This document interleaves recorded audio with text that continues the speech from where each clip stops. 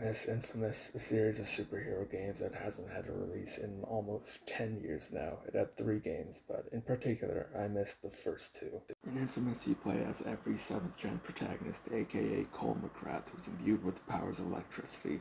You know what, all the stories of these games, they may not win awards, they were enough to get me invested as a kid, and they had some solid beats that stay with me even now. And they also very heavily featured the morality system, which, again, maybe not in depth, but it's a super fun way to keep you engaged with the story. Also, the second game made me cry, so it gets credit.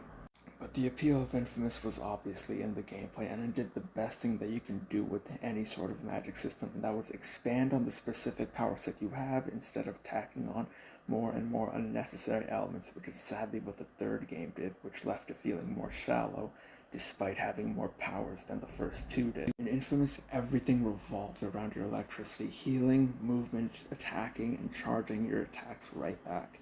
Everything was based around that, and they kept expanding on that.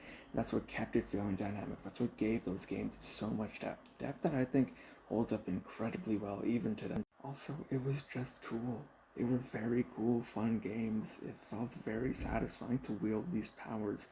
Electricity, let's face it, is inherently a very badass power, and Sucker Punch, the development studio behind it, did every bit of justice to them. Yeah, I don't know. I just wanted to wax nostalgic about the games for a bit. I really loved Infamous. It was my favorite game as a kid. I was obsessed with them.